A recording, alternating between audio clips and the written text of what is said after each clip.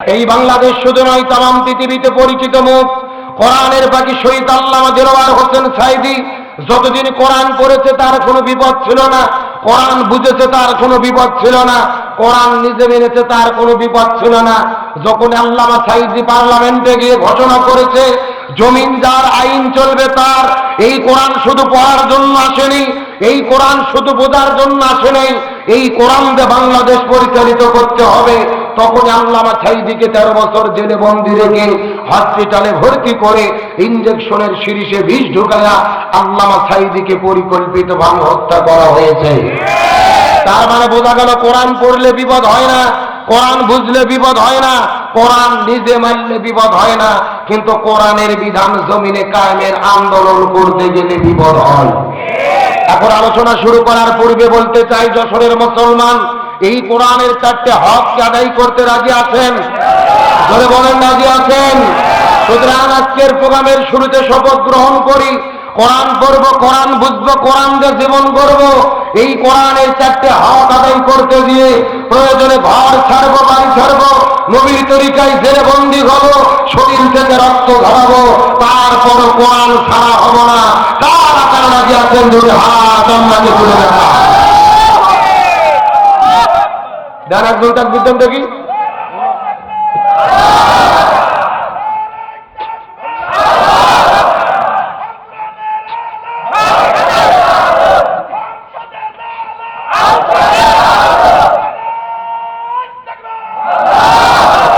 আল্লাহ তাআলা কবুল করুক, বলেন আমিন। তবে এখনো আল্লাহর নামের তাকবীরের সময় জবান অনেকেই খোলেনি। দেখা যাক শেষ পর্যন্ত কি হয়, কি মনে করেন? দরুদ ও সালাম পড়ি সেই বিশ্ব মানবতার মুক্তির দূত মুহাম্মদ রাসূলুল্লাহ সাল্লাল্লাহু আলাইহি ওয়াসাল্লামের প্রতি, যে রাসূলের জীবন এবং সিরাত মানা আল্লাহ তাআলা আমাদের জন্য ফরজ করে দিয়েছেন। সুবহানাল্লাহ বলে। রাসূলের সিরাত মানা আমাদের জন্য কি? একেবারে ভূমিকা ছাড়াই ডাইরেক্ট আলোচনা। বাংলাদেশের 90% মুসলমান, অধিকাংশ মানুষের ধারণা রাসূলের জীবন মানা হলো সুন্নাত। রাসূলের জীবন মানা কি? অর্ধেক লোক উত্তর দিলেন, অর্ধেক লোক দিলেন না। সম্পূর্ণ কোরআন বিরোধী বক্তব্য যে রাসূলের জীবন মানা সুন্নাত, এটা ভুয়া কথা। রাসূলের জীবন এবং আদর্শ মেনে চলাকে ফরজ করেছেন কে? তাহলে সকলে চিৎকার করে বলবেন, রাসূলের সিরাত মানা কি? রাসূলের আদর্শ মানা কি? এখন ফরজ কি আব্দুল সালাম যুক্তিবাদীর কথায় হবে? সভাপতির কথায় হবে? ফরজ হতে গেলে হুকুম লাগবে কার? আরো জোরে বলেন। আমার যে বন্ধুগণ মুসলমান ভাইরা, গভীর মনোযোগ লক্ষ্য করুন। কোন দিকে নজর নাই, কোন দিকে তাকাতাকি নাই। কোরআন হাদিসের আলোকে চুম্বক কিছু কথা বলার পরে বিদায় নিয়ে চলে যাওয়ার চেষ্টা করব। আমার আল্লাহ তাআলা কোরআনুল কারীমের মধ্যে কত চমৎকার করে বলেন, কুল ইন কুনতুম তুহিব্বুনাল্লাহা ফাত্তাবিউনি ইউহিব্বুকুমুল্লাহ ওয়া ইয়াগফির লাকুম যুনুবাকুম ওয়াল্লাহু গফুরুর রহিম। আরো জোরে বলেন দেখি আল্লাহু আকবার। সূরা আল ইমরান 3 নম্বর পারার 13 নম্বর পৃষ্ঠার 4 নম্বর লাইন 4 নম্বর উপর 31 নম্বর আয়াতে কারিমা। তাফসীর ইবনে কাসির, তাফসীরে কাবির, তাফসীরে কুরতুবী, তাফসীরে মুনির, তাফসীরে মারিফুল কোরআন, তাফসীরে খাজিন, তাফসীরে তাবারি, তাফসীরে ফি জিলালিল কোরআন, তাফসীরে তাফিমুল কোরআন, এই আয়াতের উপর ভিত্তি করে 1 নয় 2 নয় অন্তত 10টা তাফসীর গ্রন্থ আমি দেখেছি। এই আয়াতের মধ্যে আল্লাহ তাআলা এত পরিমাণ কথা বলেছেন। এই আয়াতের উপর ভিত্তি করে বর্তমান প্রেক্ষাপটকে মিল করে যদি আলোচনা শুরু করা হয়, আলোচনা চলতে চলতে দিনের পর দিন চলে যাবে, মাসের পরে মাস চলে যাবে, তারপরও আলোচনা শেষ হবে না। জোরে বলা যাবে কি মারহাবা। এই বছরে মুসলমান গভীর মনোযোগ লক্ষ্য করুন। এই আয়াতের মধ্যে আল্লাহ সর্বপ্রথম ডাকতে বললেন, কোরআন হে রাসূল আপনি বলে দেন, तमाम পৃথিবীর মানুষদেরকে জানায়া দেন ইন কুনতুম তুহিব্বুনাল্লাহ, মানুষেরা যদি আমি আল্লাহ আমার ভালোবাসা পেতে চাই, আমি আল্লাহ আমার সান্নিধ্য লাভ করতে চাই, এখন আমি আপনাদের জিজ্ঞাসা করি, বলেন তো আমরা আল্লাহর ভালোবাসা চাই কি চাই না? আল্লাহর সন্তুষ্ট চাই কি চাই না? কারা কারা আল্লাহর ভালোবাসা চাই দুটি হাত তুলে দেখা। লিল্লাহি তাকবীর। এ যশোর ঠেকরগাছার মুসলমান গভীর মনোযোগ। আল্লাহ তাআলা ডাকতে বলে, ইয়া রাসূলুল্লাহ, তাম পৃথিবীর মানুষদেরকে জানাইয়া দেন, মানুষেরা যদি আমি আল্লাহ আমার ভালোবাসা পেতে চাই, সান্নিধ্য লাভ করতে চাই, তাম পৃথিবীর মানুষদেরকে জানাই দেন, আমি আল্লাহ যদি আমার ভালোবাসা পেতে চাই, আপনার বান্দাদেরকে কাজ করতে হবে একটি। চিৎকার করে বলেন কয়টি? আপনার উম্মতদেরকে আমল করতে হবে একটি, আর সেই কাজ হলো ফাত্তাবিউনি, আপনার উম্মতেরা যেন আপনি নবী আপনাকে অনুসরণ করে। সুবহানাল্লাহ বলেন। আপনাকে কি করে? এ ভালো করে বোঝেন, আলোচনার মেইন টপিক। এই বাংলাদেশের বহু হুজুরের মুখে এই আয়াতের আলোচনা আপনারা শুনেছেন। যশোর জেলার অনেক হুজুর ওয়াজ করেছে যে তাহলে তারা যেন আপনি নবী আপনাকে ভালোবাসে, এরকম আলোচনা শুনেছেন না? ভালো করে বোঝেন, আমরা অবশ্যই নবীকে ভালোবাসবো। নবীকে ভালোবাসা হলো ঈমানের অংশ। তার কারণ রাসূল বলেন, লা ইউমিনু আহাদুকুম হাত্তা আকুনা আহাব্বা ইলাইহি মিন ওয়ালিদিহি ওয়া ওয়ালাদিহি ওয়ান নাসি আজমাইন। ওই ব্যক্তি প্রকৃতপক্ষে ঈমানদার হতে পারবে না যে ব্যক্তি নিজের জীবনের চেয়ে, স্ত্রী সন্তান সম্পদের চেয়ে নবীকে বেশি ভালোবাসতে না পারবে। সুবহানাল্লাহ বলেন। আমরা অবশ্যই নবীকে ভালোবাসবো, কিন্তু এই আয়াতের দাবি হলো শুধু ভালোবাসলে হবে না, ফাত্তাবিউনি, ভালোবাসার পাশাপাশি নবীকে অনুসরণ করতে হবে। জোরে বলেন কি করতে হবে? তার কারণ বাংলাদেশের যে পরিবেশ চলতেছে খুবই স্লো, একদম স্লো করে অ্যাঙ্গেল করে দাও, এখানে রাখো, ডাইরেক্ট আমার গায়ে নয়, পায়ে অ্যাঙ্গেল করে দাও এখানে থেকে। হ্যাঁ, আস্তে গভীর মনোযোগ, ভালো করে বোঝার চেষ্টা করেন। এই বাংলাদেশের 90% মুসলমান, নবীকে ভালোবাসার লোকের অভাব নাই, কিন্তু নবীর আদর্শকে অনুসরণ করার লোকের বড় অভাব। এই যে আপনাদের যশোরের পাশে কুষ্টিয়া নামে জেলা আছে না নাই? অনেকে নিজেদেরকে আশেকে রাসূল দাবি করে। গত 2-3 দিন আগে লালনের মাজারে মেলা হয়েছে, আপনারা কি খবর জানেন? নবীর আশেক দাবি করে হাজার হাজার মানুষ লালনের দরবারে গেল, ছেলে মেয়ে মিলেমিশে একাকার, যেন মনে হচ্ছে লালনের মেলা না, ওটা গাঞ্জা খাওয়ার আসর চলতেছে। ছেলে এবং মেয়ে একসঙ্গে বসে গেছেন, কোনো মেয়ে যে বাবার পায়ে সিজদা করতেছে, নাউজুবিল্লাহ বলেন। বাবা আর ওই মেয়েদেরকে বুকে জড়িয়ে ধরতেছে, কপালের মধ্যে চুমু খাচ্ছে। জোরে কোন সুবহানাল্লাহ। কি এ জোরে কোন নাউজুবিল্লাহ। নিজেদের কাছে রাসূল দাবি করে, মাথায় টুপি দিয়ে, মুখের মধ্যে দাড়ি, পেছনে 1.5 হাত চুল রেখে বলতেছে সুন্নতি বাবরি, আমরা আশেকে রাসূল। অথচ গান্ধার আসর বসায়া লক্ষ লক্ষ মানুষ ওখানে উপস্থিত হয়ে মনে মনে গাঞ্জা ওখানে প্রকাশ্য দেওয়ালোকে সেবন হচ্ছে। একজন এসে বলতে, আমরা তো গাঞ্জা খাচ্ছি না, সিদ্ধি করতেছি। কি করতেছে? সিদ্ধি। আবার গাঞ্জাতে সিগারেট একেবারে সুন্দর করে সিগারেট পেঁচাইয়া এইভাবে গোল করে মেয়ে মানুষ পর্যন্ত সিগারেটের টান দিচ্ছে, আর বলতেছে এগুলো তো সিগারেট না, আমরা সিদ্ধি করতেছি। আর আপনারা যাকে গাঞ্জা বলেন এটা তো হারাম না, এটা জায়েজ। বলতেছে কেমনে জায়েজ হলো? বলতেছে কোরআনের মধ্যে দলিল আছে, ফাবিআইয়ি আলাই রাব্বিকুমা তুকাজ্জিবান, তোমরা আল্লাহর কোন নিয়ামতকে অস্বীকার করবা? যে গাঞ্জাও তো একটা নিয়ামত। কি যুক্তি চিন্তা করে দেখছেন? গাঞ্জাও বলে আল্লাহর দেওয়া নিয়ামত, ওটা খাইয়া ওরা সিদ্ধি করতেছে। আর জেলা প্রশাসক সবাইকে ডেকেছে, ওই পীরের ওই লালনের এক ভক্ত যে বলতেছে, স্যার গাঞ্জা যদি বন্ধ করেন লালনের মেলাই হবে না।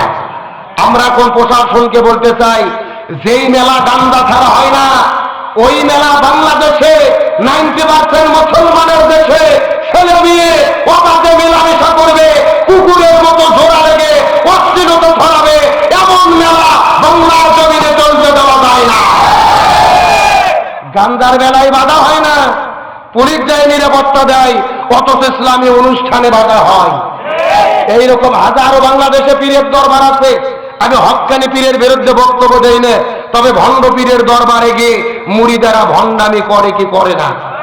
ধরে বলেন, আমি কি দু একটা বলবো?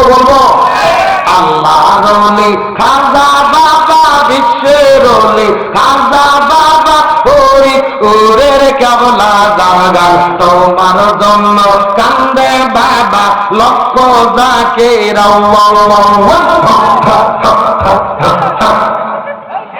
কথা বলেন। দুই কান্দর দুই ফেরেশতা আছে না নাই? দুই ফেরেশতা কলম বাড়ি করে শুধু দাঁত দিয়ে কামড়াচ্ছে। আল্লাহ বলছে, কে ফেরেশতা তোমরা কলম দাঁত দিয়ে কামড়াও কেন? ফেরেশতারা বলছে, আল্লাহ আমরা তো বুঝতে পারিনি, লিখবো কি? কথা বল না যারা কে রে? কোরআন হাদিসের মধ্যে হোকাহকি কোতাকুতি কোন জিকির আছে? রাসূল বলেছেন জিকিরের সহি শব্দ হলো 4টি। জোরে বলেন কয়টি? সুবহানাল্লাহ, আলহামদুলিল্লাহ, লা ইলাহা ইল্লাল্লাহ, আল্লাহু আকবার। এই 4টে শব্দ ছাড়া সহি কোন জিকির। আর ওরা জিকির করতেছে হোকাহকি কোতাকুতি, এগুলো ভণ্ডামি ছাড়া কিছু হতে পারে না। আর ওই লালনের দরবারও ভণ্ডামি চলে কি চলে না? আরো জোরে বলেন। আমার যে বন্ধুগণ মুসলমান ভাইরা গভীর মনোযোগ লক্ষ্য করুন। আমি কয়েক বছর আগে লালনের দরবারে ঘুরতে গিয়েছিলাম। ওই জায়গার মধ্যে যাওয়ার পরে দেখি আশ্চর্য ঘটনা, একটা পাগলের মতো লোক বসে আছে, যার মাথার মধ্যে হলো জ্বর, আর পরনের মধ্যে পরে আছে চট, আর শরীরে পাঠার মতো গন্ধ, কাজ দিয়ে যাওয়া যায় না। কথা কি বুঝতে পেরেছেন? আমি লক্ষ্য করে দেখি কিছু কিছু মানুষেরা যাইয়া ওই বাবার গাও ধরে টিপাটিপি করতেছে, ওই বাবার হাত পাও গুলো ধরে ধরে সুন্দরী মেয়েরা টিপে দিচ্ছে।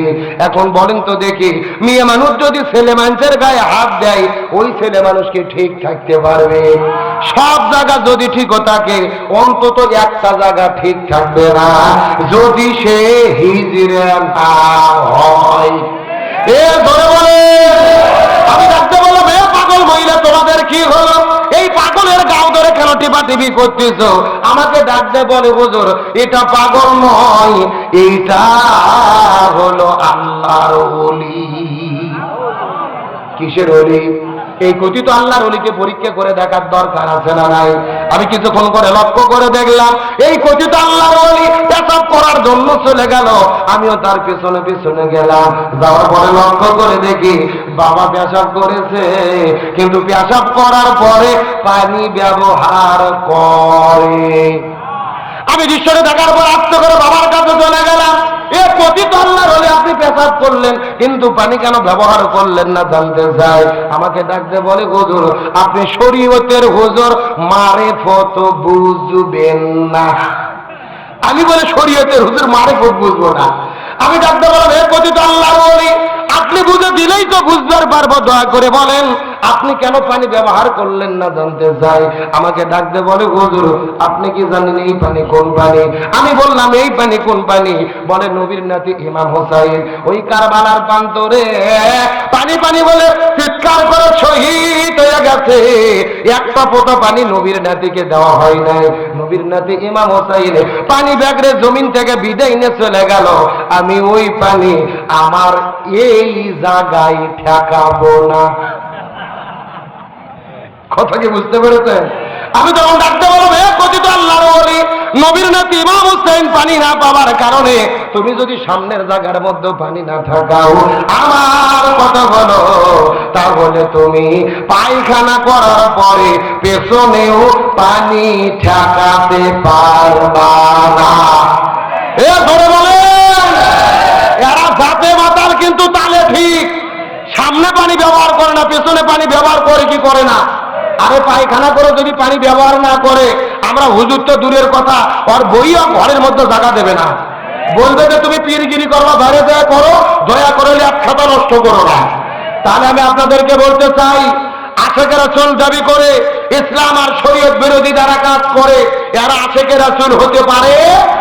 এই বাংলাদেশের রবিউল আউয়াল মাস যখন চলে আসে, আমরা দেখি রবিউল আউয়াল মাসের 12 তারিখে কিছু মানুষেরা মাথার মধ্যে সবুজ কাপড় বেঁধে নবীর জন্মদিন পালন করে, মিছিল করে, র্যালি করে, অথচ ওই নবীর বিরুদ্ধে নাস্তিক মুরতাদ বেঈমানের যখন কথা বলে, এদেরকে আর খুঁজে পাওয়া যায় না। তাহলে বলেন তারা কি আসলে আশেকে রাসূল না আশেকে খিচুড়ি? এরা আশেকে হালুয়া রুটি খাওয়া আছে সেই দিন, নবীর নামে মিছিল করে সেই দিন, আর সারা বছর খুঁজে পাওয়া যায় না। এরা প্রকৃত আশেকে রসুল নয়, প্রকৃত আশেকে রসুল হলো তারা যারা রসুলকে সারা জীবন পূর্ণ অনুসরণ করে। তাহলে চিৎকার করে বলেন রসুলকে অনুসরণ করা কি? আর বলে বলেন। আমার যে বন্ধুগণ মুসলমান ভাইরা গভীর মনোযোগ লক্ষ্য করুন, আমার নবীজির জীবনকে অনুসরণ করে আল্লাহ তাআলা ফরজ করে দিলেন। এই সম্পর্কে আমার আল্লাহ তাআলা চমৎকার করে কোরআনের মধ্যে বলেন, ওয়ামা আতাকুমুর রাসূলু ফাখুযুহু ওয়ামা নাহাকুম আনহু ফান্তাহু।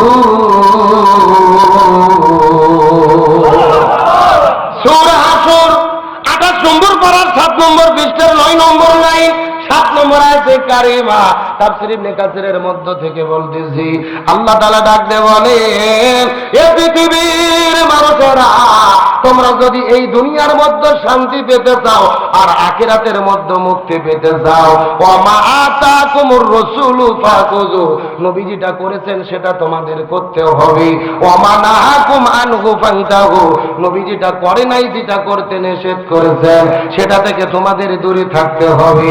তার মানে বোঝা গেল আমার নবী পুরো জীবনের ভেতরে যা যা করেছে আমাদেরকেও তাই তাই করতে হবে, আর নবী যেটা করে নাই আমাদের সেটা করা যাবে না। চিৎকার করে বলেন তো দেখি, হুকুম কার? আরো জোরে। এ কথাটা মুসলমান গভীর মনোযোগ। এই ছেলে, ক্যামেরার পিছনে কিসের গল্প? আপনার ক্যামেরা লাগাচ্ছে, বসেন দেখি।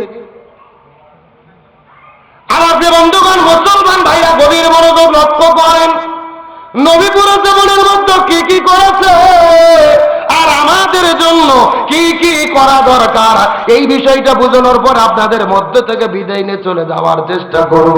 কথাগুলো সুন্দর করে বোঝার চেষ্টা করবেন। আমার নবী মক্কার মধ্য থেকে ওই মদিনায় হিজরত করে চলে গেলেন।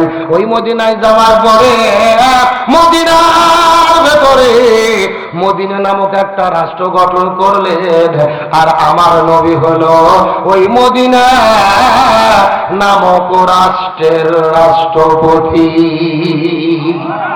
আমার নবী ছিল রাষ্ট্রপতি। জোরে বলেন, আমার নবী কি ছিল? কে রে নবী রাষ্ট্রপতি ছিল বলতে ভয় লাগে, লজ্জা লাগে? যারা চাপা খুলবে না মনে করবেন এদের মধ্যে ভেজাল আছে। এই আমার নবী ছিল রাষ্ট্রপতি। জোরে বলেন, আমার নবী কি ছিল? আরো জোরে। এখন আমি আপনাদেরকে জিজ্ঞাসা করি, বলেন তো আমার নবী যদি রাষ্ট্রপতি থেকে থাকে, আমাদেরকে হুজুরদেরকেও রাষ্ট্রপতি হওয়ার দরকার আছে না নাই? এই ওয়াজ করলেই বিপদ। এই ওয়াজ করলে কি? আমরা যদি বলি খাবার পরে মিষ্টি খাওয়া সুন্নাত, সবাই বলে সুবহানাল্লাহ সুবহানাল্লাহ, তার মানে তারা আরো খাবার চায়। কিন্তু আমরা যখনই বলি জেলের মধ্যে যাওয়া সুন্নাত, আমার নবী 3.5 বছর ধরে শিবে আবু তালিব নামক জেলের মধ্যে বন্দী ছিল। ওই নবীর তরিকায় জেলের মধ্যে যাওয়া সুন্নাত। আমার নবীজি উহুদের ময়দানে দান্দার মোবারক শহীদ করেছে। ওই নবীর তরিকায় প্রয়োজনে দাঁত ভাঙা সুন্নাত। আমার নবী তায়েফের ময়দানে রক্ত ঝরিয়েছে। নবীর তরিকায় প্রয়োজনে রক্ত ঝরানো সুন্নাত। আমার নবী মদিনা নামক রাষ্ট্রের রাষ্ট্রপতি ছিল। ওই নবীর তরিকায় রাষ্ট্র পরিচালনা করা সুন্নাত। তখনই কিছু লোক লাফ দিয়ে উঠে বলে, আব্দুস সালাম যুক্তিবাদী, হুজুর মনে হয় রাজনীতি করে। এ কথা বলেন, কথা বলেন।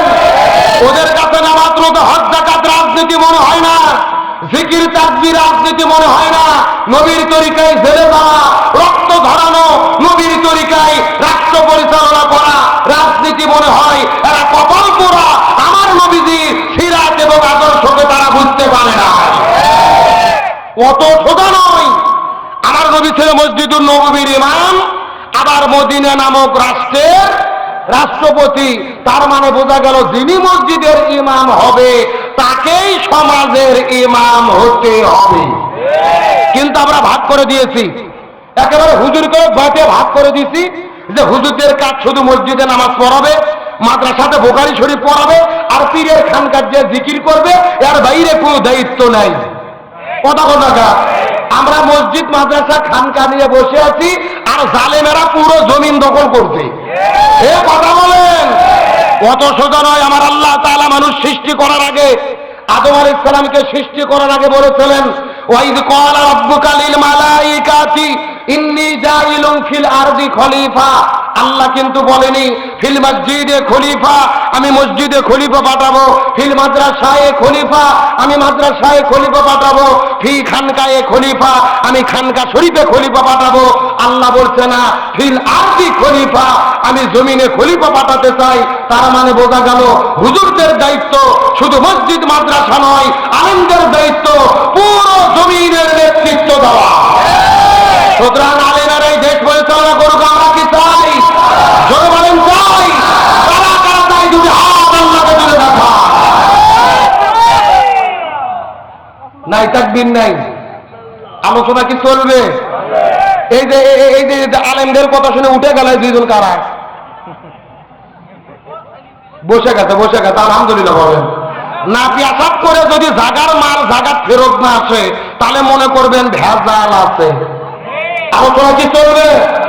শেষ পর্যন্ত থাকবেন তো ইনশাল্লাহ? আপনারা দেখে থাকবেন না? কারাগারে একটু হাত তোলেন। হ্যাঁ, এই যে একজন বোঝে নাই। আপনার সত্য সত্য কারাগারে থাকবেন, হাত উঠান তো দেখি। লিল্লাহি তাকবীর। এ হয় না, হাত টান টান করে উঠান। মুরব্বি হাত উঠান। হ্যাঁ, সবার সঙ্গে একটু গলা কাকার দেন। লিল্লাহি তাকবীর। আল কোরআনের আলো, আল হাদিসের আলো, দুনিয়ার মুসলিম, ইসলামের শত্রুরা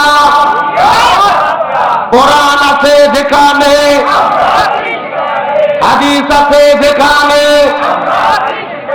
লিল্লাহি তাকবীর। আপনারা সবাই কিন্তু হাত তুলে ওটা করলেন, শেষ পর্যন্ত থাকবেন। এখন না থাকে যদি উঠে চলে যান, ওটা ভঙ্গ করা কিসের লক্ষণ? মুনাফিকের লক্ষণ। আপনাকে মুনাফিক হতে চান? মুনাফিক হতে চান কি চান না, এটা মুনাজাতের আগে বোঝা যাবে। আল্লাহ তাআলা শেষ পর্যন্ত থাকার তৌফিক দান করুক, বলেন আমিন। আরো ধরে বলেন আমিন। তাহলে আমরা বাংলাদেশের আলেম ওলামাদের সঙ্গে আছি না নাই? কিন্তু অত্যন্ত দুঃখ ভারাক্রান্ত হৃদয় আপনাদের বলতে হচ্ছে, এই যে পার্শ্ববর্তী কুষ্টিয়া জেলার একটা পরিচিত সুনামধন্য বক্তা আমাদের প্রিয় ভাই হাফেজ মাওলানা শেখ সাইদুল ইসলাম আসাদ ভাই, যিনি গতকালকে মাহফিলে গিয়েছিলেন জয়পুর হাটে। ওই জয়পুর হাট থেকে তিনি বাড়িতে ফেরার পথে ফজরের আগে তিনি কুষ্টিয়া পোড়াদহ স্টেশনে এসেছেন। তারপর থেকে আর তাকে ফোনে খুঁজে পাওয়া যাচ্ছে না, তাকেও খুঁজে পাওয়া যাচ্ছে না। সে গুম হয়ে গেছে। পরিবার বারবার চেষ্টা করেও তাকে খুঁজে বের করতে পারে নাই। আজকে সংবাদ সম্মেলন করেছে তার পরিবার তার খোঁজের জন্য। প্রশাসনকে বলতে চাই, 24-এর অভ্যুত্থানের পরে স্বাধীন বাংলাদেশে কোরআনের কোন বক্তা, একজন মুফাসসির, একজন আলেম আবারও নতুন করে বাংলাদেশে গুম হয়ে যাবে, এটা মেনে নেওয়া যায় না। 24 ঘন্টার ভেতরে তাকে খুঁজে বের করতে হবে। তার কারণ কোন বক্তা, কোন আলেম কোরআনের হক কথা বলার কারণে, সত্য কথা বলার কারণে গুম হয়ে যাক, এটাকে আমরা চাই? আমরা গত 16 বছর স্বৈরাচার হাসিনের আমলে দেখেছি আলেমদের গুম করত, আয়না ঘরে বন্দি করত, বিভিন্ন জায়গায় হত্যা করে বিদায় করে দেওয়া হতো। আবার নতুন দেশে আমাদের প্রিয় ভাই সাইদুল ইসলাম আসাদ গুম হবে, তার পরিবার কান্না করবে, এটা সহ্য করা যায় না। করবে আলেমদের নির্যাতন করা মানে সরাসরি রাসূলকে নির্যাতন করা। আর আল্লাহর কোরআন বলে নুতুল্লিম বাদা যালিকা জানিম, আলেমদের সঙ্গে যারা বেয়াদবি করে এরা কখনো বৈধ সন্তান হতে পারে না, এরা পিতৃ পরিচয়হীন অবৈধ জারদ সন্তান। সুতরাং ডক্টর মোহাম্মদ ইউনূস সরকার প্রশাসনকে বলি, 12 ঘন্টার ভেতরে তার সন্ধান তার পরিবারের মধ্য দিয়ে দেন।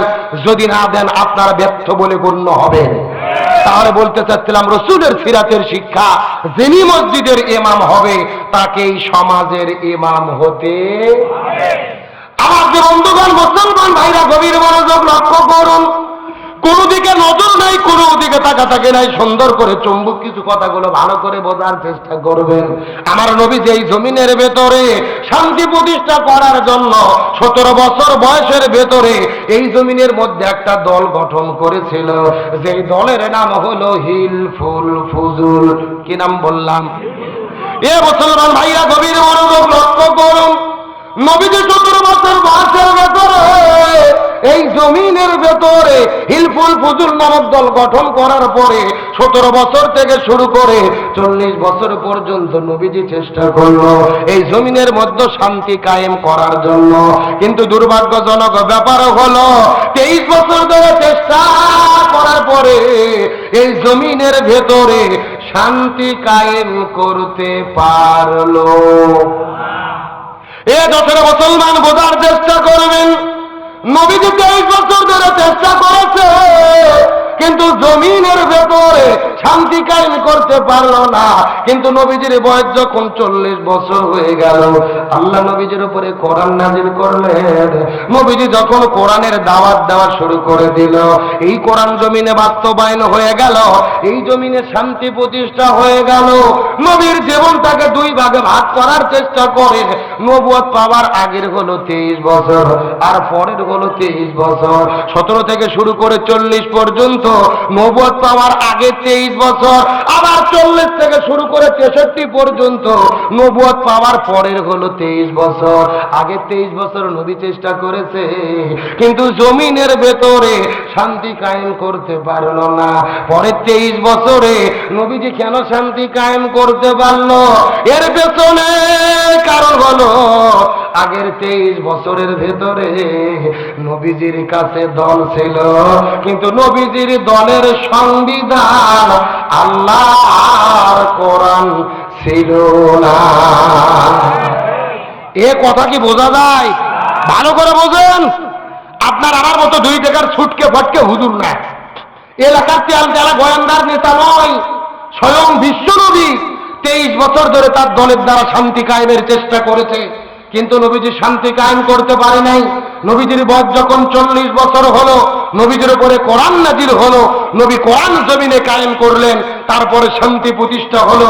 এখান থেকে রাসূলের সিরাতের শিক্ষা হলো, এই বাংলাদেশে যতগুলো রাজনৈতিক দল এই জমিনে শান্তি কায়েমের জন্য ঘোষণা দিচ্ছে, ওই দলের দ্বারা এই জমিনে শান্তি কায়েম সম্ভব হবে না, যেই দল এই জমিনের ভেতরে আল্লাহর কোরআনের সংবিধান দিয়ে পরিচালিত হয় না।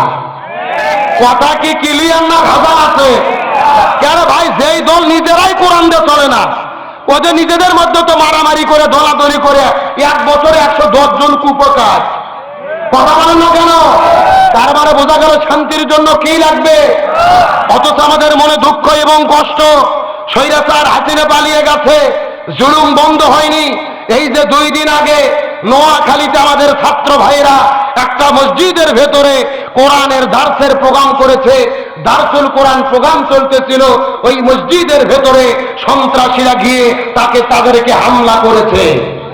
ভালো করে বোঝেন, দারসুল কোরআন কাকে বলে? তাফসীরটা দারসুল কোরআনটা।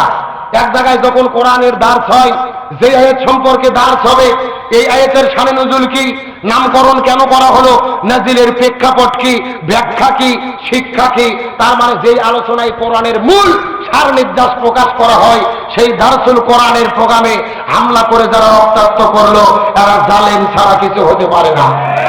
কারণ আল্লাহর কোরআন বলেছেন, ওমা নাযলামু মিম্মান মানাআ মাসাজিদাল্লাহ, ওরাই হলো সবচাইতে বড় জালেম, যারা মসজিদের ভেতরে মানুষদেরকে আল্লাহর কোরআনের কথা বলতে বাধা দেয়। এখন আবার অনেকেই ফতোয়া দিচ্ছে যে মসজিদে রাজনীতি চলবে না, মসজিদে কোরআনের কথা চলবে না। হ্যাঁ, তাদের কথা ঠিক, মসজিদে রাজনীতি চলবে না, তবে কোন রাজনীতি? যারা বাপ দাদার রাজনীতি করে। কিন্তু যারা নবীর রাজনীতি করে, আমার নবী মসজিদুল নববীর ভেতর থেকে এই কোরআন দিয়ে মদিনা নামক রাষ্ট্র পরিচালনা করেছে। তার মানে মদিনার সংসদ ছিল ওই মসজিদুল নববী, মসজিদ থেকে রাষ্ট্র পরিচালনা হয়েছে। তার মানে যাদের রাজনীতি কোরআনের রাজনীতি, রাসূলের রাজনীতি, এদের রাজনীতি মসজিদ কেন্দ্রিক হতে হবে।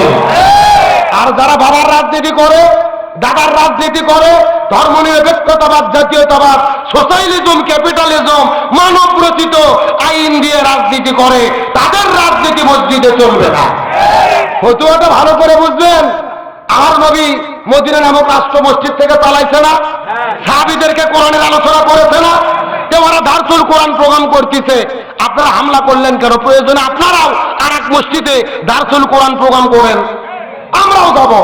কোরআনের সাথে তো কোনো শত্রুতা নাই। কোরআন কি কারো বাপদাদার সম্পত্তি? কোরআন সকলের, সমস্ত মুসলমানের, সমস্ত হিন্দুর, সমস্ত বন্ধুর, মানে বৌদ্ধর। কোরআন হলো সবার জন্য। সুবহানাল্লাহ বলেন। এই জন্য বলতে চাই, দয়া করে হিংসা করতে গিয়ে কোরআনের প্রোগ্রামে হামলা করে মসজিদকে রক্তাক্ত করবেন না, আল্লাহর কাছে ক্ষমা পাওয়া যাবে না। এই জন্য আল্লাহর কোরআন বলেছেন, ওয়াতাসিমু বিহাবলিল্লাহি জামিআন ওয়া লা তাফাররাকু। তোমরা যদি মুসলমান হও, জমিনে দ্বীন কায়েমের আন্দোলন করো, আল্লাহর কোরআনকে আঁকড়ে ধরো, কখনো তোমরা বিচ্ছিন্ন হইও না। আল্লাহর কোরআন বলেছেন, ওয়ালতাকুম মিনকুম উম্মাতুন ইয়াদউনা ইলাল খায়র ইয়ামুরুনা বিল মারুফ ওয়া ইয়ানহাউনা আনিল মুনকার। তোমাদের মধ্যে অবশ্যই একটা দল থাকবে যারা ভালো কাজের আদেশ করবে, অন্যায় কাজে বাধা দেবে। আল্লাহর কোরআন বলেছেন, আল্লাযীনা ইম্মাক্কান্নাহুম ফিল আরদি আকামুস সালাহ ওয়া আতাউজ যাকাত ওয়া আমারু বিল মারুফ ওয়া নাহাউ আনিল মুনকার। কোন মুসলমান দল যদি ক্ষমতায় যায়, চারটি কর্মসূচি বাস্তবায়ন করবে। 1 নম্বর নামাজ বাধ্যতামূলক করবে, 2 নম্বর যাকাত ভিত্তিক অর্থনীতি কায়েম করবে, 3 নম্বর ভালো কাজ চালু করবে, 4 নম্বর মন্দ কাজ বন্ধ করবে। সুতরাং ক্ষমতায় যাওয়ার পরে এই কোরআনের 4 কর্মসূচি যারা বাস্তবায়ন করবে, ইমানদার মুসলমান হিসেবে তাদের পক্ষেই আমাদের থাকতে হবে। তার কারণ চিৎকার করে বলে, শান্তির জন্য লাগবে কি? এই জন্য আল্লাহ তাআলা কোরআনুল কারীমের মধ্যে কত চমৎকার করে বর্ণনা করে বলেন, আল্লাহ রাব্বুল আলামিনের ঘোষণা, ওয়া মান আরাদা আন যিকরি ফাইন্না লাহু মাঈশাতান দাঙ্কা ওয়া নাহশুরুহু ইয়াওমাল কিয়ামাতি আমা। সূরা তাহা 16 নম্বর পারার 19 নম্বর পৃষ্ঠার 13 নম্বর লাইন 124 নম্বর আয়াতে কারিমা। তাফসীর ইবনে কাসিরের মধ্য থেকে বলতেছি, আল্লাহ রাব্বুল আলামিন বলে, পৃথিবীর মানুষেরা ভালো করে বোঝার চেষ্টা করো, এই কোরআন বাধ্যে যারা জীবন পরিচালনা করবে, এদের জীবনের ভেতরে আমি আল্লাহ কোনো শান্তি রাখবো না। মাঈশাতান দঙ্কা, তাদের জীবনটা অশান্তিতে ভরে দেব। আর এই জীবনের ভেতরে কোরআন বাধ্যে যারা জীবন চালাবে, ওই আখিরাতের ময়দানে আমি তাদের 2 চোখকে কানা করে, অন্ধ করে হাসরের ময়দানে উত্তোলন করা হবে। জোরে বলেন নাউযুবিল্লাহ। কোরআন যারা মেনে চলবে না, তাদের 2 চোখে অন্ধ করে হাসরে কে উঠাবে? আর তাদের জীবনে অশান্তি দেবে কে? তাহলে জোরে বলেন, শান্তির জন্য কি রাখবে? এই জন্য আল্লাহর কোরআন বলেন, ফামান তাবিয়া হুদায়া ফালা খাউফুন আলাইহিম ওয়া লা হুম ইয়াহজানুন। লক্ষ্য করেন, এই যেখানে আপনারা লিখে দিয়েছেন আব্দুল সালাম যুক্তিবাদী, আমি যুক্তি দিয়ে কিছু কথা আপনাদেরকে বুঝাই। মনে করেন যে বাংলাদেশের ঢাকা শহরে বিশাল বড় একটা পানির ট্যাঙ্কি আছে। জোরে বলেন, কিসের ট্যাঙ্কি? ওই ট্যাঙ্কির মধ্যে থেকে পাইপ দিয়ে দিয়ে বাংলাদেশের 64টা জেলায় পানি সাপ্লাই দেওয়া হয়। কিন্তু ঢাকাতে যে পানির ট্যাঙ্কি আছে, ওই ট্যাঙ্কির ভেতরে একটা মরা বিড়েল মরিয়ে পচে গন্ধ উঠে আছে। আমার কথা বোঝা যায়? একটা পাইপ আস্তে আস্তে আস্তে আস্তে আপনাদের যশোর ঝিকর গাছাতেও এসেছে। এখন বলেন তো, পাইপ দিয়ে যেই পানি বের হচ্ছে, ওই পানি ভালো না গন্ধ? আরো ধরে বলেন।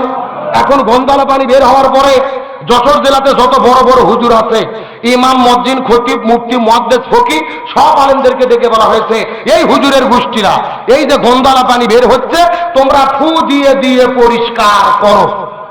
হবে? এই কথা বলা হবে? আচ্ছা, যশোর জেলার হুজুর তো দূরের কথা, কাবা শরীফের ইমামও যদি আছে ফু দেয়, পানি পরিষ্কার হবে? আচ্ছা বলেন তো, পানি পরিষ্কার করতে গেলে কি পরিষ্কার করা লাগবে? ওই ঢাকা শহরের ট্যাঙ্কি পরিষ্কার করা লাগবে। এটা কি বুঝতে পেরেছেন? এবার আসল ওয়াজ শোনেন, আসল ওয়াজ। এই বাংলাদেশের শান্তি প্রতিষ্ঠার একটা ট্যাঙ্কি আছে, যার নাম হলো সংসদ ভবন।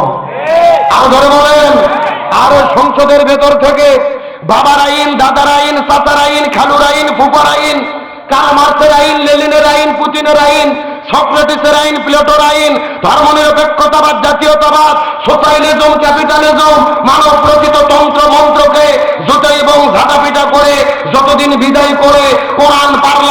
ঢুকাইয়া কোরআন দিয়ে বাংলাদেশ পরিচালিত না হবে ততদিন পর্যন্ত এই জমিনের ভেতরে শান্তি আসতে পারে না, পারে না, পারে না। সুতরাং সমস্ত তন্ত্র মন্ত্রকে জুতো এবং ঝাঁটাপিটা করে আগামীর পার্লামেন্টে কোরআন ঢুকাইয়া কোরআন দিয়ে বাংলাদেশ পরিচালনা করার পক্ষে কারা কারা আছেন দুটি হাত আল্লাহকে তুলে দেখা। দাম দেখে একজন তাকবীর দাম দেখি।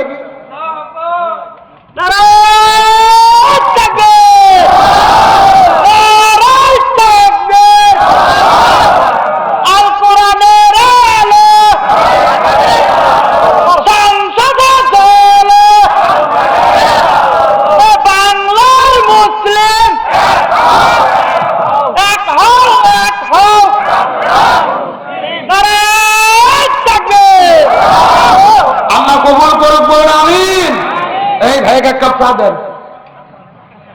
রাজু ভাই যতক্ষণ ঠিক আছে ততক্ষণ আলোচনা চলবে, কি বলেন আপনারা? আপনাদের কি কষ্ট হচ্ছে? তাহলে সোজা কথা, জমিন যার আইন চলবে তার।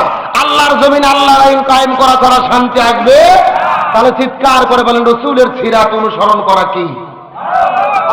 বলেন আপনি বন্ধুগণ, মুসলমান ভাইরা গভীর মনোযোগ লক্ষ্য করুন। কোন দিকে নজর নাই, কোন দিকে তাকাতাকি নাই। পুরো কোরআনটা গবেষণা করে আমি লক্ষ্য করে দেখেছি আল্লাহ কোন নবীর জীবনকে অনুসরণ করাকে কেন ফরজ করে দিল। এর পেছনে অনেকগুলো কারণ রয়েছে, তার ভেতরে প্রধানত কারণ হলো তিনটা। জোরে বলেন কয়টা? সাউন্ড নাই। আপনাদের কি কষ্ট হচ্ছে নাকি? এই যে আমি বসে আছি একেবারে মাঝে সোজা, ডান দিকে এক ভাগ, বাম দিকে আর এক ভাগ।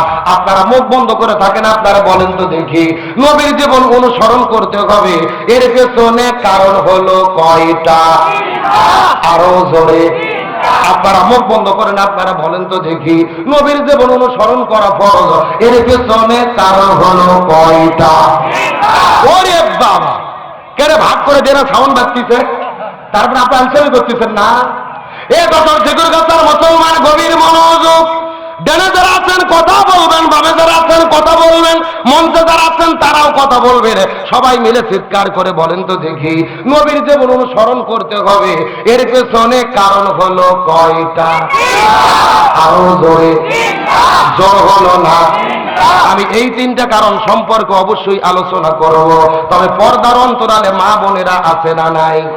আমার নবীজি ওই মসজিদুল নববীর ভেতরে সমস্ত সাহাবীদেরকে ডাক দিয়ে বলে, এ সাহাবীরা তোমরা ভালো করে বোঝার চেষ্টা করো, মহিলাদের জন্য 4টা আমল করতে হবে। এই 4টা আমল যদি তারা করতে পারে আল্লাহ তাদের জন্য 8টা জান্নাতের দরজা খুলে দেবে। যেই দরজা পছন্দ ওই দরজা দিয়ে তারা জান্নাতে চলে যাবে। চিৎকার করে বলেন আমল কয়টা? জান্নাত কয়টা? হযরত আলী জিজ্ঞেস করলেন, ইয়া রাসূলুল্লাহ এই 4টা আমলগুলো কি কি? দয়া করে বলেন তো দেখি। নবীজি ডাকতে বলেন, 1 নম্বর হলেন নামাজ, 2 নম্বর হলো রোজা, 3 নম্বর স্বামীর খেদমত, 4 নম্বর পর্দা। 1 নম্বর নামাজ, 2 নম্বর রোজা, 3 নম্বর স্বামীর খেদমত, 4 নম্বর পর্দা। চিৎকার করে বলেন তো দেখি আমল করতে হবে কয়টা? 1। কে রে ভাই, মুখস্থ করলে কি গুনাহ হবে?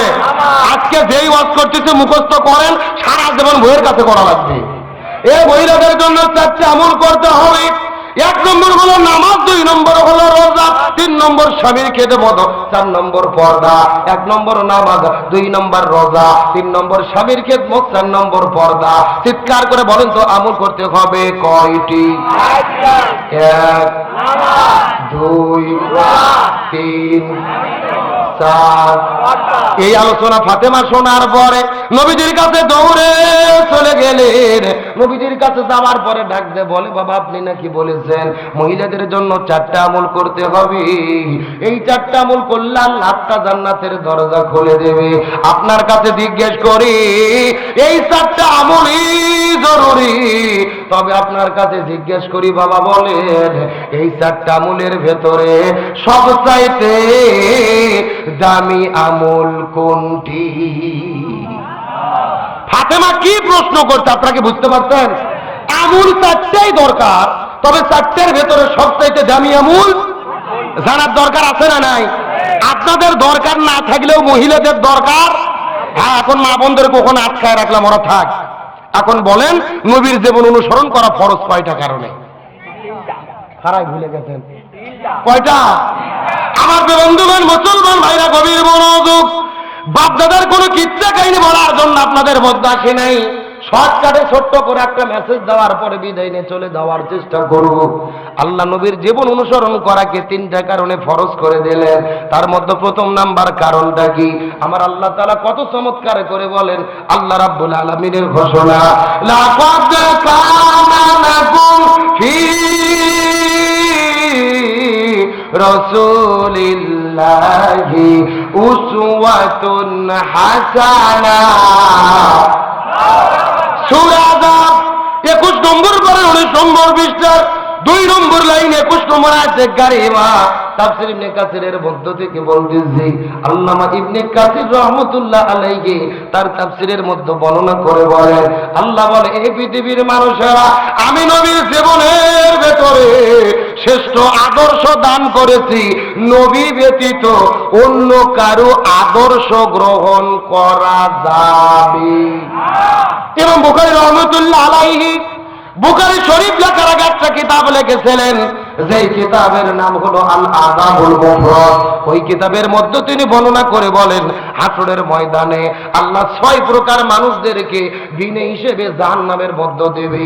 তার মধ্যে প্রথম নম্বর প্রকার হলো তারা যারা নবীকে বাদ দিয়ে অন্য কারো আদর্শ গ্রহণ করেছে। এখন আপনাদের জিজ্ঞাসা করি, হে যশোরের মুসলমান, নবীকে বাদ দিয়ে অন্য কারো আদর্শ গ্রহণ করলে যেতে হবে কোথায়? তার মানে বোঝা গেল নবী ছাড়া অন্য কারো আদর্শ গ্রহণ করা যাবে। কিন্তু আপনাদের জিজ্ঞাসা করি, বলেন তো, এই যশোর জেলার ঝেকরগাছার ভেতরে নবীকে বাদ দিয়ে অন্য কারো আদর্শ গ্রহণ করেছে এই রকম লোক আমাদের থানার মধ্যে আছে না নাই? কেউ বা বাবার আদর্শ গ্রহণ করেছে, বাবাকে চেনা যায়। এ বঙ্গবন্ধু চেনেন না? কেউ বা বাবার আদর্শ গ্রহণ করেছে, কেউ বা স্বামীর আদর্শ গ্রহণ করেছে, কেউ বা এরশাদ চাচার আদর্শ গ্রহণ করেছে, কেউ বা কার্ল মার্কস লেনিনের আদর্শ গ্রহণ করেছে। তার মানে বোঝা গেল নবীকে বাদ দিয়ে যদি কেউ অন্য কারো আদর্শ গ্রহণ করে বিনে হিসেবে যেতে হবে কোথায়? তার মানে বোঝা গেল নবীর আদর্শ ধরা ছাড়া কোনো উপায়, নবীর জীবন অনুসরণ করা লাগবে। 2 নাম্বার কারণটা কি? এই সম্পর্কে আমার আল্লাহ তাআলা পবিত্র কোরআনুল কারীমের মধ্যে কত চমৎকার করে বলেন, ওয়া ইন্নাকা লাআলা খুলুকিন আযীম। সূরা কলম 25 নম্বর পারা 3 নম্বর পৃষ্ঠার 12 নম্বর লাইন 4 নম্বর আয়াতে কারিমা। তাফসীর ইবনে কাসিরের মধ্য থেকে বলতেছে, আল্লাহ রাব্বুল আলামিন বলে, এই পৃথিবীর মানুষেরা হযরত ঈসা আলাইহিস সালাম থেকে শুরু করে আদম আলাইহিস সালাম থেকে শুরু করে ঈসা রুহুল্লাহ পর্যন্ত যত নবী রাসূল পৃথিবীর মধ্যে এসেছে আমি কারো চরিত্রের সার্টিফিকেট দেই নাই, কিন্তু নবীর ক্ষেত্রে বলে দিলাম, ওয়া ইন্নাকা লাআলা খুলুকিন আযীম। আমি নবীর জীবনের মধ্যে শ্রেষ্ঠ চরিত্র দান করেছি। কিন্তু সাহাবীর আম্মাজান মাইশা সিদ্দিকার কাছে যাওয়ার পরে জিজ্ঞেস করে বলে, আম্মাজান মাইশা সিদ্দিকা, আপনি একটু দয়া করে বলেন তো দেখি নবীজির চরিত্রটা কেমন ছিল? আম্মাজান ডাকতে বলে, এ পৃথিবীর মানুষেরা তোমরা কি কোরআন পড়ো নাই? সাহাবীরা বলে, হ্যাঁ আমরা কোরআন পড়েছি। এমন সময় আম্মাজান মাইশা সিদ্দিকা বলে, রে পবিত্র কোরআন ছিল যেমন আমার নবীজির চরিত্রটা ছিল তেমন। একেবারে পবিত্র কোরআন ছিল তা, আমার নবীদের প্র্যাকটিক্যাল লাইফ ছিল তা। জোরে বলেন সুবহানাল্লাহ। আমার বন্ধুগণ, মুসলমান ভাইরা, গভীর মনোযোগ লক্ষ্য করুন। আমার নবীদের জীবন অনুসরণ করা আল্লাহ তাআলা ফরজ করে দিলেন। তার মধ্যে 3 নম্বর কারণটা কি? এই সম্পর্কে আমার আল্লাহ তাআলা কোরআনুল কারীমের মধ্যে বলেন, ওয়া মা আরসালনাকা ইল্লা রাহমাতাল লিল আলামিন। সূরা আম্বিয়া 17 নম্বর পারা 13 নম্বর পৃষ্ঠার 6 6 নম্বর লাইন 107 নম্বর আয়াতে কারিমা তাফসীরে ফি জিলালিল কোরআন আল্লামা সাইয়্যিদ কুতুব শহীদ রহমাতুল্লাহ আলাইহি তার কিতাবের মধ্যে বর্ণনা করে বলেন, এই যে আসমান বলো, জমিন বলো, গ্রহ বলো, নক্ষত্র বলো, জ্যোতিষ্ক মণ্ডলী বলো, আল্লাহ তাআলা বলেন আমি আল্লাহ তাআলা যতগুলো জগৎ সৃষ্টি করেছি প্রত্যেকটা জগতের ভেতরে আমি আমার নবীকে রহমত স্বরূপ প্রেরণ করেছি। এ যত দেখুন কথার মুসলমান গভীর মনোযোগ। আর আমি আপনাদেরকে কষ্ট দেব না, ছোট্ট করে দৃষ্টান্ত দেওয়ার পরে আপনাদের মধ্য থেকে বিদায় নিয়ে চলে যাওয়ার চেষ্টা করব। নবী কেমন রহমত ছিল এই বিষয়টা বোঝানোর পরে সামনের দিকে চলে যেতে চাই। আমার নবীজি যখন জন্মগ্রহণ করেন নাই, নবীজির বাবার নাম হলো আব্দুল্লাহ, মায়ের নাম হলো আমিনা। নবী যেদিন মায়ের গর্ভের মধ্যে আগমন করেছে, আমার মায়ের গর্ভের মধ্যে আগমন করার সাথে সাথে ওই আমিনা যেই রাস্তা দিয়ে হেঁটে যায় তার শরীরের মধ্য থেকে সুঘ্রাণ বের হয়ে পুরো মক্কা শহরের মধ্যে প্রবাহিত হওয়া শুরু করে দেয়। এই দৃশ্য দেখার পরে মক্কার মানুষের বড় আশ্চর্য হয়ে গেলেন। এই মক্কা সমাজের রীতি এবং নীতি হলো কোন মহিলার যদি স্বামী মারা যায় সে সুগন্ধি ব্যবহার করতে পারে না, অথচ আব্দুল্লাহ জমিন থেকে বিদায় নিয়েছে, তার মায়ের তার স্ত্রীর শরীরের মধ্যে কেমন করে সুগন্ধি ব্যবহার করে। ওই মক্কার মানুষেরা আস্তে করে নবীজির দাদা আবু তালেবের কাছে চলে গেলেন। আবু তালেবের কাছে যাওয়ার পরে জিজ্ঞেস করে বলে, সর্দার আপনি হলেন মক্কার সর্দার, এই শহরের হর্তা এবং কর্তা, আপনি নীতি করে দিয়েছেন যেই মানুষের স্বামী মারা যাবে ও আর কখনোই সুগন্ধি ব্যবহার করতে পারবে না, কিন্তু আপনার পুত্রবধূ আমিনা তার শরীরের মধ্য থেকে এমন সুঘ্রাণ ব্যবহার হয়, এমন সুঘ্রাণ জমিনে ছড়িয়ে পড়ে, আমি পুরো মক্কা মদিনার ভেতরে এমন সুঘ্রাণ কোন দোকানের মধ্যে খুঁজে পাই না। জোরে বলেন না সুবহান। আমাদের বন্ধুগণ মুসলমান ভাইরা গভীর মনোযোগ। আব্দুল মুত্তালিব তার স্ত্রীকে সঙ্গে করে নেওয়ার পরে আস্তে করে আমিনার কাছে চলে গেলেন। আমিনা এমন কাজ তুমি কেন করলে রে মা? আমাদের নাক কাটা গেল, আমাদের তো কান কাটা গেল, আমরাই সমাজের হর্তা কর্তা, অথচ তুমি কেন শরীরের মধ্যে সুগন্ধি ব্যবহার করো জানতে চাই। আমিনা ডাক দিয়ে বল, বাবা মিথ্যা কথা বলবো না, কসম করে বলি যেই রাতের বেলা আমার গর্ভের মধ্যে একটা সন্তানের অস্তিত্ব লাভ হয়ে গেছে, এই গর্ভের মধ্যে সন্তান আসার পরে লক্ষ্য করে দেখি ওই ঘরের দরজা জানালাগুলো আমাকে সালাম দেওয়া শুরু করে দিয়েছে, ওই ঘরের দুলাপালি গুলো আমাকে সালাম দেওয়া শুরু করে দিয়েছে, আশেপাশের গাছপালাগুলো আমাকে সালাম দেওয়া শুরু করে দিয়েছে। এই জায়গার মধ্যে শেষ নয় বাবা, আমার গর্ভের মধ্যে সন্তান যখন আগমন করেছে লক্ষ্য করে দেখি আসমানের মধ্য থেকে 12 জন ফেরেশতা আমার ঘরের মধ্যে আগমন করেছে। এই 12 জন ফেরেশতা আসার পরে আমাকে হালান সাহালান বলে দোয়া করে। এই জায়গার মধ্যে শেষ নয় বাবা, জান্নাতের মধ্য থেকে 3 জন মহিয়সী নারী আমার ঘরের মধ্যে আগমন করেছে। 1 নম্বর হলো ইমরাতু ফিরাউন, ফিরাউনের স্ত্রী আসিয়া। 2 নম্বর উম্মি ঈসা, ঈসা আলাইহিস সালামের মা মারিয়াম আলাইহিস সালাম। আর 3 নম্বর উক্তে মুসা, মুসা আলাইহিস সালামের বোন কুলসুম আলাইহিস সালাম। এই 3 জন মহিয়সী নারী জান্নাতের মধ্য থেকে জান্নাতের মালা নিয়ে আমার ঘরের মধ্যে আসার পরে আমার গলার মধ্যে পড়ে দিয়ে ডাকতে বলে, মরিয়াম তুমি কোনো যেন তেন কোনো, ডাকতে বলে আমিনা তুমি কোনো যেন তেন মহিলা নয় রে, তোমার গর্ভের ভেতরে এমন একটা সন্তান আগমন করেছে যিনি হবে আখিরি জামানার পয়গম্বর। বলেন না সুবহান। এ দশর জগর গাছার মুসলমান গভীর মনোযোগ। আমার নবী কেমন রহমত ছিল আমি আপনাদেরকে দিয়ে বুঝাই। আমি না ডাকতে বলো বাবা, এই জায়গার মধ্যে শেষ নয়, যখন আমার গর্ভের মধ্যে সন্তানের আগমন ঘটল পরের দিনে সকালবেলা আমি আমার কাকের মধ্যে কলস নিয়ে ওই কূপের মধ্য থেকে যখন পানি উত্তোলন করার জন্য চলে গেছি, লক্ষ্য করে দেখি ওই কূপের মধ্য থেকে পানিগুলো টকবক টকবক টকবক করে বেরিয়ে হই ওই কূপের মুখের কাছে আসার পরে কূপের জবান খুলে গেছে। আমাকে ডাকতে বলে, আমি না তোমার গর্ভের মধ্যে এমন সন্তান দুনিয়ার মধ্যে আগমন করবি, তোমার গর্ভের মধ্যে এমন সন্তান আগমন করতেছে রে, তোমার কষ্ট করে কূপের কাছে আসার কোনো দরকার নাই, তুমি আমি না যদি হুকুম করো আমরা কূপের পানি তোমার ঘরের দরজায় যেতে চাই। আমি না ডাকতে বলে, বাবা এই দৃশ্য দেখার পরে মক্কার যত মা বোনেরা কূপের মধ্য থেকে পানি সংগ্রহ করে তারা লক্ষ্য করে দেখে আমি যতক্ষণ কূপের কাছে দাঁড়িয়ে থাকি ততক্ষণ কূপের পানিগুলো ওপরে থাকে, আমি যখন কূপের কাছ থেকে চলে যাই কূপের পানিগুলো নিচে চলে যায়। এই জন্য মক্কার মহিলারা আমার কাছে অনুরোধ করে বলে, আমিনা রে তুমি দয়া করে কূপের কাছে কিছুক্ষণ দাঁড়িয়ে থাকো আর আমরা কূপের মধ্য থেকে পানি সংগ্রহ করি। এই কথা বলার পরে আমিনা মুখ থেকে থুতু নিক্ষেপ করার পরে জমিনের মধ্যে ফেলে দিলেন। ওই থুতুর মধ্য থেকে সুঘ্রাণ প্রবাহিত হওয়া শুরু করলেন। পুরো ঘর বাড়ি ছেড়ে পুরো মক্কা শহরের মধ্যে সুঘ্রাণ ছড়িয়ে পড়ল। আমিনা ডাকতে বলে, বাবা এখান থেকে প্রমাণ হয়ে গেল আমার শরীরের কোনো সুঘ্রাণ নয়, আমার অনাগত এই সন্তানের কারণে সুঘ্রাণ প্রবাহিত হয়। এই কথা শিবুলিয়ার মুসলমান গভীর মনোযোগ।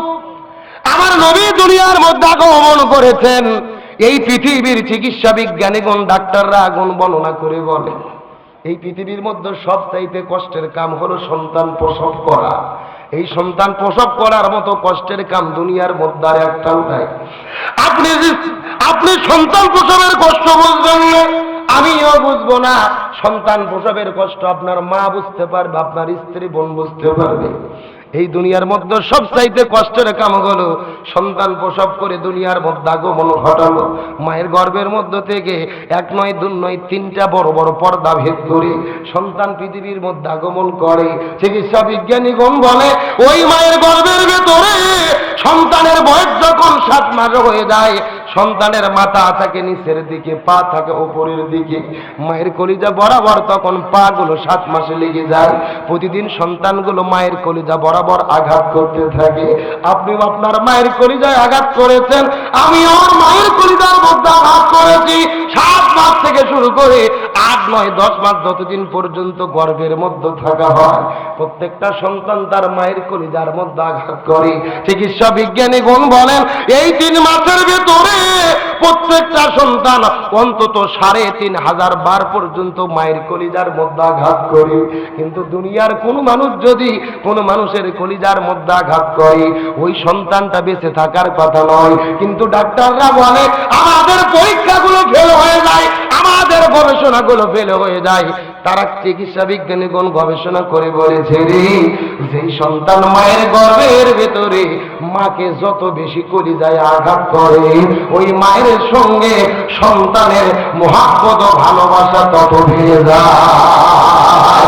আল্লাহু আকবার। এ যতর ফিকির কথার মুসলমান গভীর মনোযোগ। এমনকি সন্তান যখন দুনিয়ার মধ্যে আগমন করে আমাদের মাথাগুলো থাকে নিচের দিকে, পা গুলো থাকে উপরের দিকে, মায়ের কলিজা বরাবর। সন্তানের যখন জন্মের সময় হয়ে যায়, সন্তান জরায়ু দিয়ে যখন বের হয়ে আসার চেষ্টা করে ওই মায়ের কলিজার ভেতরে পা গুলো বেঁধে দিয়ে চেষ্টা করে পেছন দিক থেকে বের হয়ে আসার জন্য সন্তান চেষ্টা করে, মায়ের কলিজার মধ্যে সন্তানের পা ধাক্কা লেগে যায়। এইরকম 1টা নয় 2টা নয় 3টা পর্দা ভেদ করে ওই সন্তান দুনিয়ার মধ্যে আগমন করে। ওই ডাক্তাররা বর্ণনা করে বলে ওই সন্তান প্রসব করতে গিয়ে 90% মায়েরা বোনেরা অজ্ঞান হয়ে পড়ে যায়, সেন্সলেস হয়ে যায়। অধিকাংশ নারীর জ্ঞান থাকে না। কিন্তু সন্তান পৃথিবীতে আগমন করার পরে যখন একবার মা মা বলে ডাকে দেয়, ওই সন্তান নেওয়ার পরে যখন মায়ের বুকের উপরে ঠেকাইয়া দেয়, ওই সন্তানের কান্না শোনার সঙ্গে সঙ্গে মনে হয় আমার আল্লাহ মৃত মাকে জীবিত করে দেয়। সুতরাং যেই মা এত কষ্ট করে আপনাকে দুনিয়ার মধ্যে আগমন করালেন, যেই মা যত কষ্ট করে আমাকে আপনাদের বোঝানোর জন্য চেষ্টা করলাম সন্তানের জন্য মা কত কষ্ট করে। কিন্তু নবীজির মা আমিনা বলে আল্লাহ কসম করে বলি আমি আমার সন্তানটা প্রসব করেছি রে, আমি আমেনা বিন্দু মাত্র কোনো কষ্ট বুঝতে পারি নাই। আমার নবীজি কেমন রহমত ছিল, এই বিষয়টা বোঝানোর জন্য আপনাদের আলোচনাটা করতেছি। কয়েকটা মিনিট ভালো করে বোঝার চেষ্টা করবে। ওই সন্তান দুনিয়ার মধ্যে আগমন করে, প্রত্যেকটা সন্তানের সঙ্গে মায়ের নারের সম্পর্ক থাকে, কিন্তু আমার নবীজি এই দুনিয়ার মধ্যে আগমন করেছে মায়ের নারের সঙ্গে সন্তানের নারের কোনো সম্পর্ক ছিল না, সম্পর্কটা ছিন্ন করা অবস্থায় ছিল। এই দুনিয়ার মধ্যে যখন আমরা আগমন করেছি, আমাদের বয়স যখন 8-10 বছর হয়ে গেছে, প্রত্যেকের বাবা মা সুন্নাতি খাতনা করে নিয়েছে, কিন্তু আমার নবীজি এই দুনিয়ার ভেতরে সুন্নাতি খাতনা করার কোনো প্রয়োজন হয় নাই। মায়ের গর্ভের মধ্য থেকে আল্লাহ আমার নবীজিকে সুন্নাতি খাতনা অবস্থায় দুনিয়াতে প্রেরণ করেছে। আমার নবীজির লজ্জাস্থান দুনিয়ার মধ্যে কোনো মানুষও দেখবি, কোন মানুষে নবীজির লজ্জাস্থান স্পর্শ করবে, এটা আমার আল্লাহ তাআলা সহ্য করে নাই। আমার নবীকে আল্লাহ তাআলা যখন দুনিয়ার মধ্যে আগমন করেছেন, এইটা দিনও ছিল না, রাতও ছিল না। আল্লাহ প্রথম সিদ্ধান্ত গ্রহণ করলেন আমার নবীজিকে দিনের বেলা জমিনের মধ্যে প্রেরণ করবেন। রাত আল্লাহর কাছে ফরিয়াদ করে বলে, আল্লাহ আমরা কি অপরাধ করলাম, আপনি নবীজিকে কেন দিনের বেলা প্রেরণ করবেন? আল্লাহ আবার সিদ্ধান্ত নিলেন নবীজিকে রাতের বেলা জমিনের মধ্যে প্রেরণ করবেন। দিন আল্লাহর কাছে আরজি করে বলে, আল্লাহ আমরা কি অন্যায় করেছি, আমরা কি অপরাধ করেছি, আপনি নবীজিকে কেন রাতের বেলা প্রেরণ করবেন? রাত আর দিনের যখন ঝগড়া শুরু হয়ে গেল, আল্লাহ সিদ্ধান্ত গ্রহণ করলেন আল্লাহ নবীজিকে দিনেও প্রেরণ করবেন না, আল্লাহ নবীজিকে রাতেও প্রেরণ করবেন না। আল্লাহ দিন এবং রাতের মধ্যবর্তী সময় ওই সুবেহে সাদিকে আল্লাহ নবীজিকে জমিনে প্রেরণ করেছে। কিন্তু আমার নবীজি সুবেহে সাদিকের সময় এই জমিনের মধ্যে যখন আগমন করবেন, নবীজির ঘরের দরজা জানালাটা তখন বন্ধ ছিল। কিন্তু আমিনা ডাক দিয়ে বলেন, আমার সন্তান যখন দুনিয়ার মধ্যে আগমন করেছে রে, নবী আগমন করার সাথে সাথে পুরো অন্ধকার ঘর আলোয় পরিণত হয়ে যায়। এই আলোটা সিরিয়া দামেস্ক পর্যন্ত ছড়িয়ে পড়ে। আমি মক্কার মধ্য থেকে সিরিয়া দামেস্কে রোমের মধ্য থেকে যেন বড় বড় বিল্ডিং গুলো দেখতে পাচ্ছিলাম ভালো করে। নবীজির চাচার নাম হলেন আবু তালিব। নবীকে সকালবেলা কোলের মধ্যে সঙ্গে করে নি ঘর থেকে বের হওয়ার পরে যখন ঘর থেকে বাহির হয়েছে, ওই সূর্যের আলোটা নবীর শরীরের মধ্যে যখন লাগানোর জন্য নিয়ে গেছে, তার কারণ ডাক্তাররা বলে সকালবেলা রোজ যদি সন্তানের গায়ে লাগানো হয় ভিটামিন ডির শূন্যতা পূর্ণ হয়। কিন্তু আবু তালিব বলেন, আমি আমার ভাতিজাকে সঙ্গে করে নিয়ে সকালবেলা যখন রোদটা দেওয়ার জন্য ঘর থেকে বের হয়েছি, আমি লক্ষ্য করে দেখতে পারি ওই সূর্যের আলোটা ভাতিজার গায়ের মধ্যে লাগতে দিতে পারি না। কোথায় থেকে কোন একটা মেঘমালা এসে আমার ভাতিজার উপরে ছায়া দেওয়া শুরু করলো। আমি যেই দিকে আমার ভাতিজা মোহাম্মদকে নিয়ে যাই, ওই দিকে মেঘমালাটা ছায়া দিতে দিতে দৌড়ানো শুরু করি। আমাদের ডাক্ত বলে, ভাতিজা এমন একদিন আশ্চর্যজনক ঘটনা ঘটে গেল, গভীর রজনীতে তুমি কান্না শুরু করেছো, দীর্ঘক্ষণ ধরে চেষ্টা করে তোমার কান্না তো থামানো যায়। আমি রাতের বেলা কোলের মধ্যে নিয়ে ঘর থেকে বের হয়ে জ্যোৎস্নার আলোটা দেখানোর জন্য যখন ঘর থেকে নিয়ে তোমাকে বের হয়েছিলাম রে ভাতিজা, আশ্চর্যজনক ঘটনা ঘটে গেল।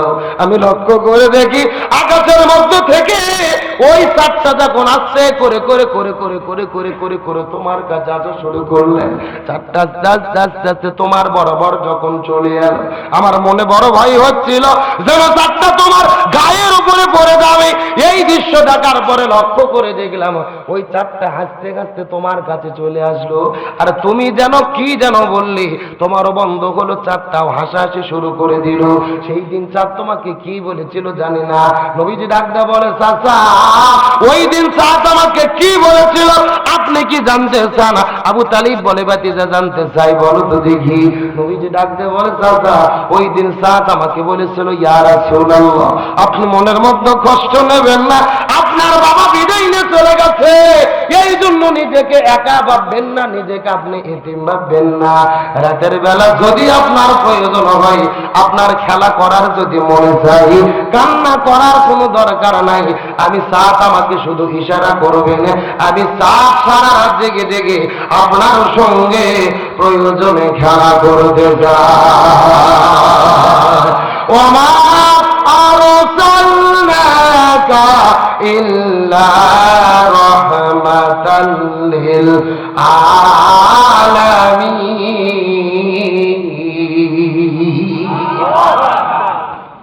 ওই নবীজিকে রহমত স্বরূপ কে প্রেরণ করেছেন? আরো জোরে বলেন। আমার বন্ধুগণ, মুসলমান ভাইরা, গভীর মনোযোগ লক্ষ্য করুন। ওই নবী দুনিয়ার মধ্যে আগমন করেছেন, কিন্তু নবীজির মতো এত বড় এতিম পৃথিবীর মধ্যে কেউ ছিল? জন্মের আগে নবীর বাবা দুনিয়ার মধ্য থেকে বিদায় নিয়ে চলে গেছে। জন্মের কিছুদিন পরে মা বিদায় নিয়ে চলে গেছেন। নবী চলে গেলেন তার দাদার কাছে, দাদাও বিদায় নিয়ে চলে গেলেন। নবী চলে গেলেন তার চাচার কাছে, চাচাও বিদায় নিয়ে চলে গেলেন। কিন্তু আমার প্রশ্ন হলো, আল্লাহ নবীকে এত পরিমাণ ভালোবাসে, তারপরও নবীজিকে এত বড় এতিম কেন বানাইলো? প্রশ্ন আছে না নাই? এ গভীর মনোযোগ বোঝার চেষ্টা করেন। আমাদের নবীর উপাধি ছিলেন হাবিবুল্লাহ, আর ইব্রাহিম নবীর উপাধি ছিলেন খলিলুল্লাহ। খলিলুল্লাহ তাদেরকে বলা হয় যিনি আল্লাহকে ভালোবাসে, আর হাবিবুল্লাহ তাকে বলা হয় যে আল্লাহ নিজেই যাকে ভালোবাসে। এখন আমার প্রশ্ন হলো, আল্লাহ নবীজিকে এত পরিমাণ ভালোবাসেন, কিন্তু এত বড় এতিম আল্লাহ কেন বানাইলো? বাবাও নাই, মাও নাই, এত বড় এতিম নবীজিকে কেন বানানো হলো? মুহাদ্দিসগণ ব্যাখ্যা করে বলেন, আমার আল্লাহ কোরআনের মধ্যে বলেছেন, লাকাদ কানা লাকুম ফি রাসূলিল্লাহি উসওয়াতুন হাসানাহ। আল্লাহ নবীজির মধ্যে দিয়েছেন শ্রেষ্ঠ আদর্শ। আল্লাহ রাব্বুল আলামিন নবীকে যদি এতিম না বানাইতো, এই দুনিয়ায় যারা এতিম হতো, নবীজির কাছে যাওয়ার পরে জিজ্ঞেস করে বলতো, ইয়া রাসূলুল্লাহ, আপনি তো আমাদের কষ্ট বুঝবেন না, আপনি তো আমাদের ব্যথা বুঝবেন না, আমরা হলাম এতিম, আপনি তো এতিম নয়, আপনার বাবা বেঁচে আছে, মা বেঁচে আছে, আপনি তো এতিমের কষ্ট বুঝতে পারবেন না। এইরকম কোন এতিম যে যেন নবীকে উজুহাত পেশ করতে না পারে রে, ওই এতিমদেরও আদর্শ যেন নবী হতে পারে, এই জন্য আমার আল্লাহ নবীজিকে এতিম বানাইছে। শিশুকালে মইরা গেছে মা, গর্বে থাকতে মরছে পিতা, নবী চোখে দেখিলেন না, আমায় কে করিবে লালন পালন, কে দিবে সান্ত্বনা। এই দুনিয়ার বড় এতিম নবী ছিলেন একজন। আমার নবীর মতো এতিম দুনিয়ার মধ্যে কেউ ছিল না। নবী এত বড় এতিম হলেন, বাবা চলে গেলেন, মা চলে গেলেন, দাদা চলে গেলেন, নবী চলে গেলেন তার চাচার কাছে। আবু তালিবের কাছে যাওয়ার পরে আবু তালিব নবীকে থাকার জন্য জায়গা দিলেন, সন্তানের মতো বড় করলেন, ব্যবসা বাণিজ্য ছেড়ে দিলেন, মহব্বত করলেন, ভালোবাসা দিলেন। কিন্তু আপনাদের জিজ্ঞাসা করি, বলেন তো, ওই আবু তালিব কি জান্নাতে যেতে পারবে? আরো জোরে বলেন। এই আজকের আলোচনার শেষ টপিক, যেই মেসেজটা দেওয়ার জন্য এতক্ষণ আলোচনা করেছি, ওই আবু তালিব কি জান্নাতে যেতে পারবে? নবীকে ভালোবেসেছে, খাবার দিয়েছে, থাকার জায়গা দিয়েছে, তারপরেও আবু তালিব কেন জাহান্নামে যাবে জানার দরকার আছে না নাই? এটা যদি বোঝেন, আজকের পুরো আলোচনা পরিষ্কার ভাবে বোঝা যাবে। আপনাদের কি কষ্ট হচ্ছে? আলোচনা কি আর কিছুক্ষণ চলবে? কথা বলেন, চলবে? কারা কারা চলবে না হাত তোলেন। হ্যাঁ, এই কয়েকজনের ঘুম ধরে গেছে, এবার বোঝা গেল। এই সত্য সত্য। আর 10 মিনিট কারা কারা আলোচনা শুনবেন হাত তোলেন তো দেখি। হাত তোলেন দেখি, হাত তোলেন। হ্যাঁ, লিল্লাহি তাকবীর। আলোচনা চলছে চলছে, তবে কোনো ওটাউটি করা যাবে? আল্লাহ তাআলা কবুল করুক, বলেন আমিন। আরো জোরে বলেন আমিন।